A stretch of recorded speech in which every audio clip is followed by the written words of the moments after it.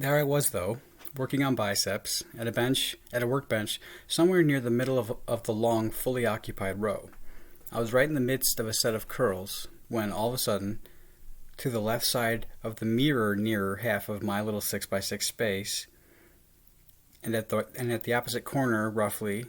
from me to the right and toward the area's rear, facing the mirror, some timid, early teenage Latin, probably just starting his freshman year of high school, couldn't have been older than 15 though, more likely 14, some prick little hick, totally invaded my little area.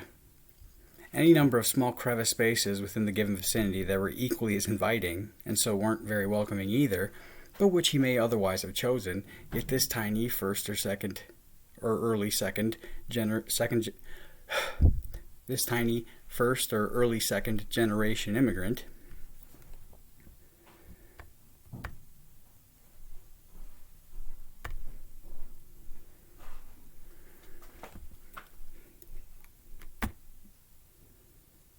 this barely adolescent boy who would weigh 100 pounds soaking wet, but only if he still also held to the pair of 20-pound dumbbells that were divided in his hands and gave 40 pounds to gravity, he decides to plant himself just literally short feet in front and slightly left of me to do some curls of his own. His encroachment was so abrupt, in fact, and with such intrusive proximity, that it caused an immediate halt to my current set, which paused progress, proceeded, that I could concentrate my stare intently upon him through the mirror's reflection, so to communicate unto him his trespass, in case he was simply an impetuous youngster and ignorant as to implied boundaries, and lasted until he couldn't help it or deflect any longer the darts of my disturbed demure, but was eventually forced to answer my eyes, which into him bore hole, and which he had been trying to avoid. Whereupon, under the optic pressure that I applied, he folded composure,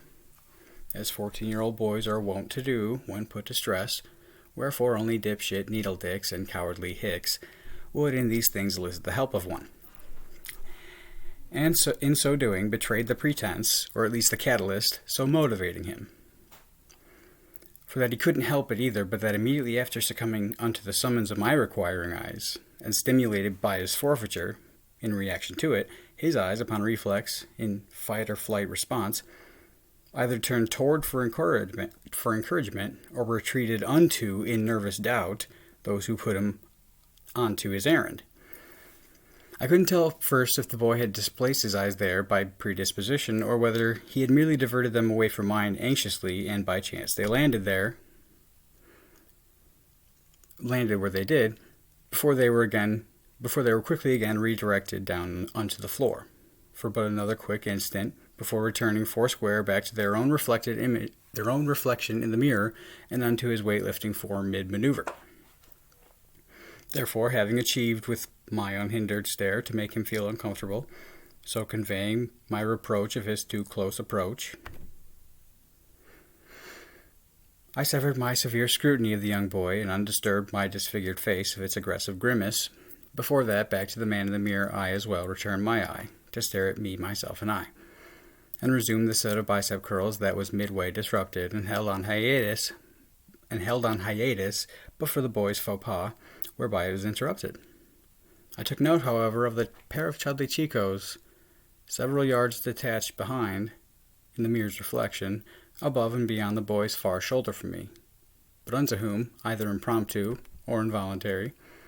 yet still predicated upon locational premise, the boy's unnerved eyes, in their discomfited withdrawal away from mine, for a split second shifted, either unto or upon, before next fast the floor and then back unto the spot of their original fix. When, though, that I had completed with my set, and this future grass-grooming technician still had not found somewhere more favorable to stand, once that I had set at rest on the ground the 50-pound barbell, I advanced myself onto his position forward, and turned my torso upon him, that he was now directly in front of me forward, and the mirror, my 90-degree angle right. He again avoided acknowledging my affront,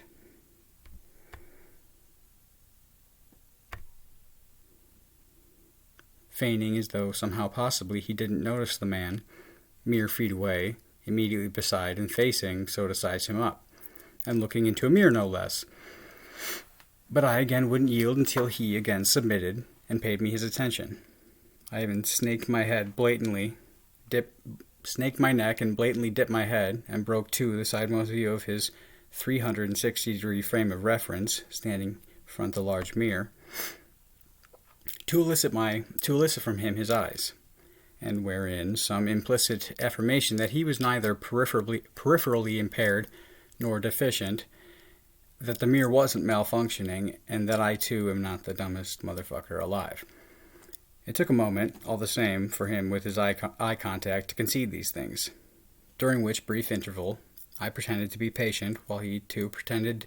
to be the most imperceptive person on the goddamn planet. Eventually, though, he was obligated to wander his eyes into the right 180 degrees of his 360-degree mirror front visual plane, and he was rendered without alternative but to acquiesce and meet my demanding stare, this time submitting as might some hoodlum, still yet defiantly, unto the officer that just apprehended him and now forced that he must. His torso remained situate toward the mirror in front of us, that he twisted but his neck and turned only his face to meet me, its expression absent with present instruction. When that he finally relinquished his ridiculous aloof. Upon his surrender, I, of course, wasted no time, but as soon as I acquired his eye, communicated that, hey, or excuse me, I'm working here. Else some short sequence of words unto similar stout sentiment, but which was euphemism, of course, when combined with the fierce furrow that had reformed on my face, expressly to aid confrontation, and that was now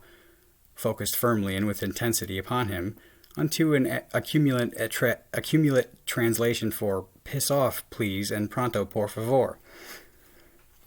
This little bastard, though. Esto bastardo pequeño. I sooner thought his voice might crack, or squeak with current phase, and good for him that it didn't, but perhaps his testicles had already descended after all. Or else, by drawing his chin down nearer to his chest, that his brow arched forward over his eyes, he was able to convincingly drop his voice to make it seem like they had, for he mustered to enunciate some few low-spoken words in deeper tones that I had expected. Something how there weren't any open spaces, or many open spaces, or any free places, or many free places, or what, or how, or wherever else to stand, which was nonsense, and there were plenty of more favorable options available, mainly anywhere that wasn't currently occupied by me. And while indeed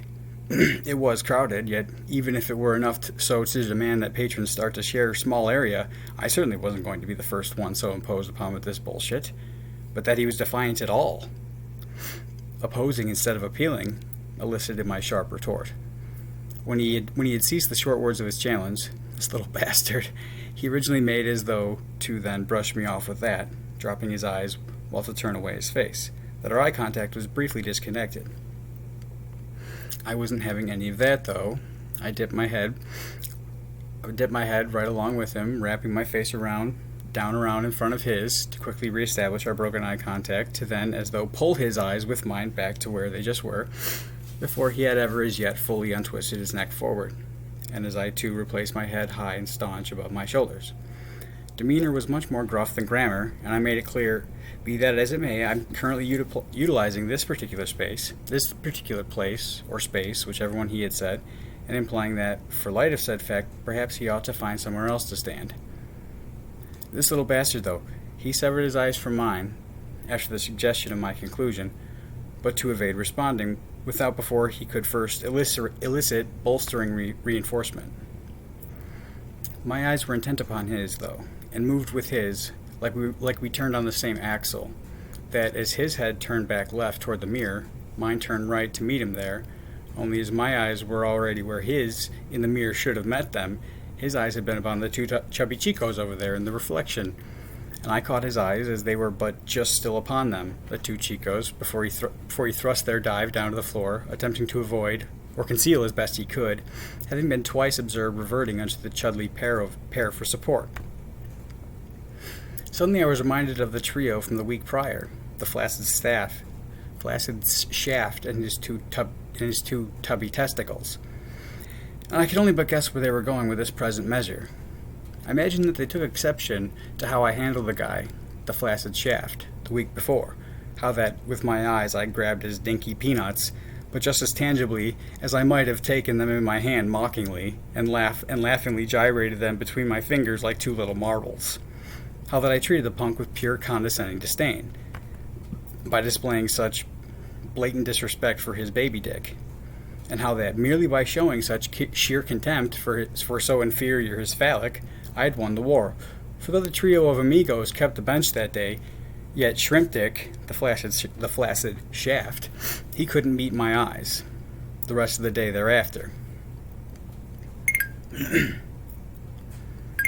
He couldn't meet my eye the rest of that day thereafter, and he had ample opportunity, because that I rubbed it in.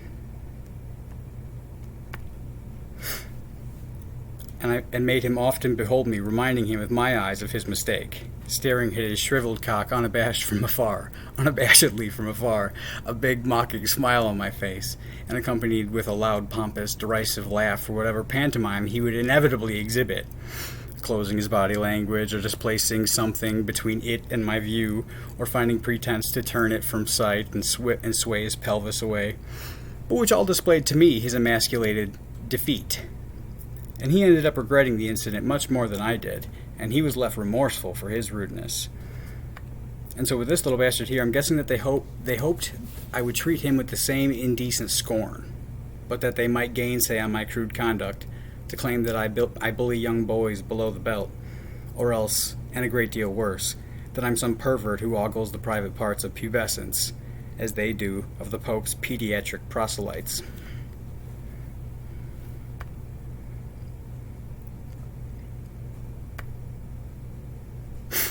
Conscious, then, of such concerns, and that, for the second time, the little bastard with his eyes pointed out and so gave away the portly pair over there who, presumably, provided prerogative, and after that, too, I then displaced my eyes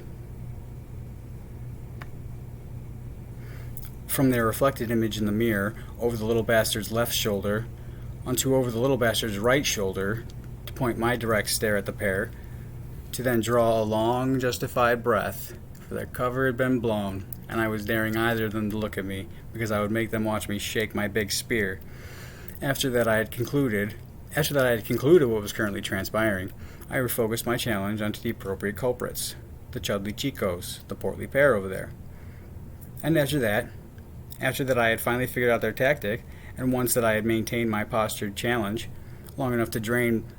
the portly pair of both their puny pairs, suddenly I had not a care in the world, and I returned to my original spot within my workspace, now indifferent to the little bastard's presence. Conscious then of how they were attempting to portray me, instead of illuminating my opponent's inferiority, this little bastard, in the same manner that I had the flaccid shaft the week prior, this time, rather than confront this little bastard below the waist, instead, I merely accentuated my own superiority, let anyone who might shrink in his own comparison.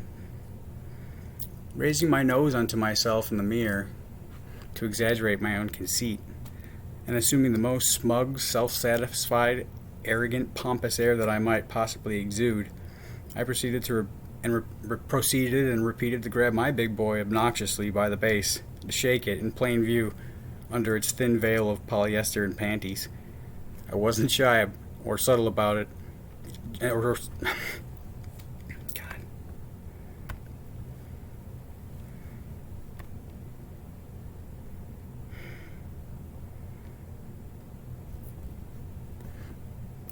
I wasn't shy about, or subtle either, but made a silent spectacle of it, choking my cock, that the wiggling outline of its thick cylindrical shaft was discernible,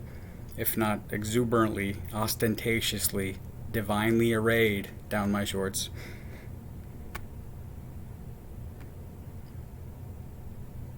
And blatantly for everyone to see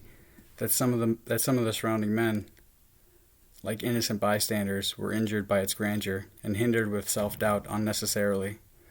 This little bastard here, suddenly he was entirely insignificant to the whole thing, and I didn't look at him again. He could have stood there all day watching me shake my dick, and I'd have hardly noticed. In fact, I ignored him watching me for several seconds in my peripheral, as he was still but feet beside me, seemingly mesmerized by the shake of tubular meat so mighty and so malleable despite its dimensions. Yet his eye did not again validate his presence by even once more looking at him.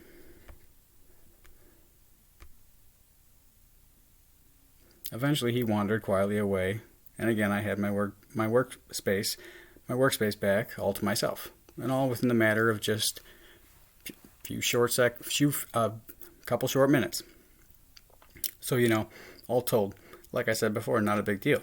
But that the portly pair, the two chunks of chudly chicos over there, had put the little bastard up to it. And so also, like I said, 3 incidents transpired within just over a week of each other, but over the next 2 weeks, roughly, following after my angry afternoon monologue.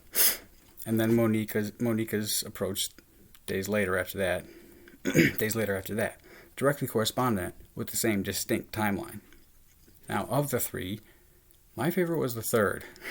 It occurred like its predecessor during my very next visit to the gym, and they really ratcheted things up. It was even an adult who assisted them, so good for them, I guess. Give them points for that.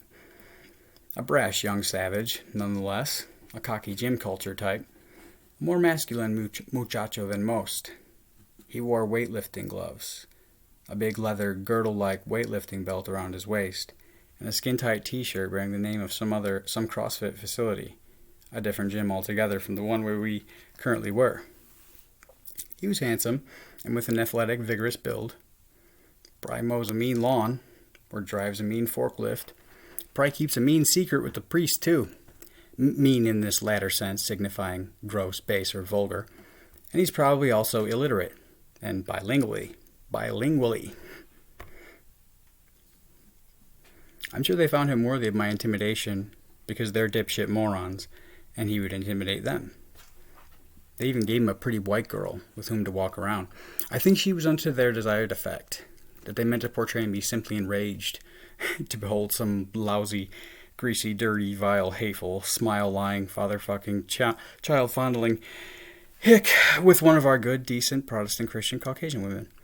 Some hostile bigot that's obstinately opposed to interracial mingling, aggressively protective over our white woman's purebred virtue, and thereafter, when I encounter mixed association, contentiously assertive to interpose. And so, to make me seem just like them, in that these Hispaniards claim jealous ownership over their women as well, and must impose her quiet accordance, because the Hispanic hick, as a species, is a chudly, malignant male of gross chode dick, in stark, undeniable contrast and of antithesis disparity to his women, y Latina, so very, very hot in fuego. That hicks in grand proportion have no choice but to force their women submit with violence, or the sociologically implied threat of it, lest she inevitably leave her father's fascism and find for herself a superior breed and choose a better type of man. Instead, that the Vatican still holds her voiceless like the efficiency of centuries, and possesses her in that she were still so scared and afraid and overcome by her Stockholm Syndrome dependence, imposed by Padre, Papa, and perverts. Because otherwise it was really just bizarre, beyond merely embarrassingly pathetic.